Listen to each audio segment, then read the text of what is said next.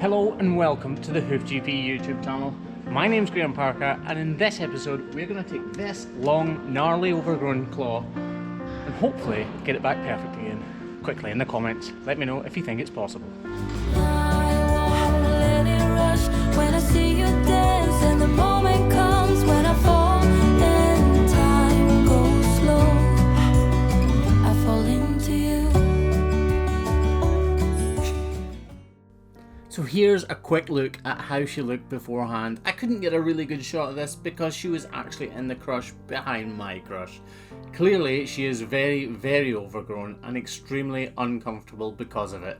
But the first job that we need to do is get her in the crush so that we can have a proper look at what there is to do and see if we really can do anything about it.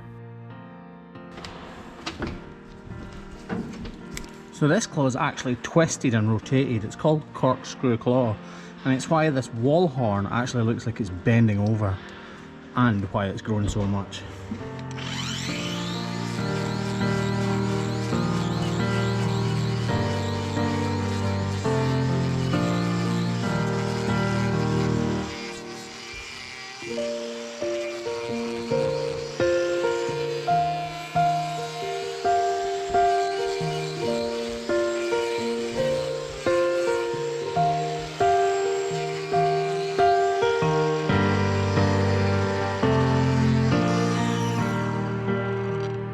It's amazing how much better it looks that quickly, isn't it? But that's not finished. Let's get it as close as we can.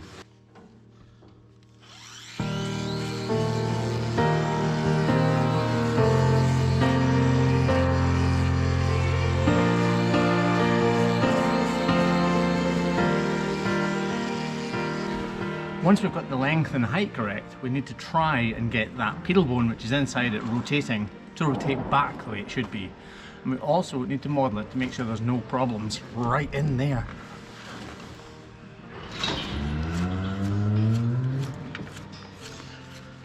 I love it when my knives are this sharp. It literally feels like you're going through butter. In fact, probably hot butter.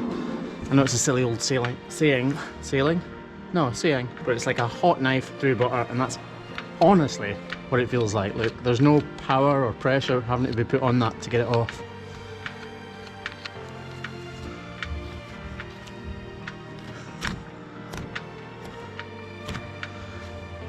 So now we've got the length and the height right, we've modelled out, but we need to address this problem here, and we haven't really started to get it to rotate back. And that's where Aaron Lavoie's method actually comes in. We look at this wall here, called the axial wall, and we need to get it square or perpendicular, or 90 degrees, whichever way you want to think about it, to the base of the foot, because that is the orientation of the pedal bone inside. Orientation's a good word, isn't it? Especially at this time of day. So we're going to look at this wall here, and basically trim this so that it's 90 degrees to this wall. It might look a bit silly when it's in the air, but it'll help out when it's on the ground.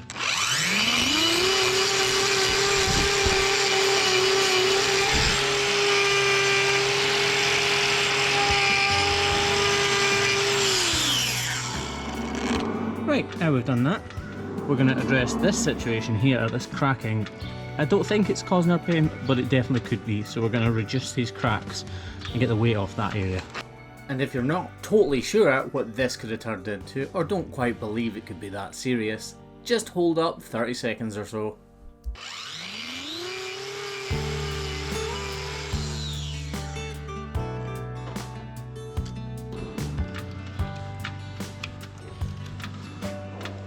And that's that.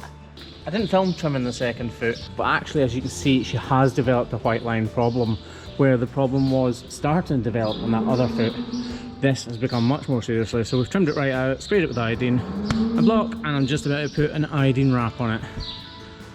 And she should completely heal from that, and be walking more comfortably anyway. So when she first entered the crush, she was seriously uncomfortable because of that long, overgrown and twisted outer claws on both back feet. I didn't realise she was actually so lame on the back right foot, but what we've done is we've gone ahead and made sure that back left foot will never go lame at all, and she has much more comfort, as well as promoting healing in the back right. So this cow should really benefit from this trim. So the cow we've been treating today has actually got corkscrew claw, and that's basically when the pedal bone inside of the claw starts to rotate. And because it's rotating, the horn formation follows the actual orientation of the pedal bone. And that's why we're trimming it back at that funny angle, which is actually square or perpendicular or 90 degrees to the axial wall, because that is actually square to the pedal bone, and it'll help it to rotate back to where it should be.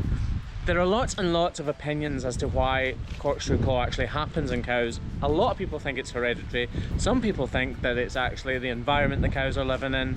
Some people think more regular trimming would help it, and some people believe that pushing in silage would help it as well, because the cows are pushing out.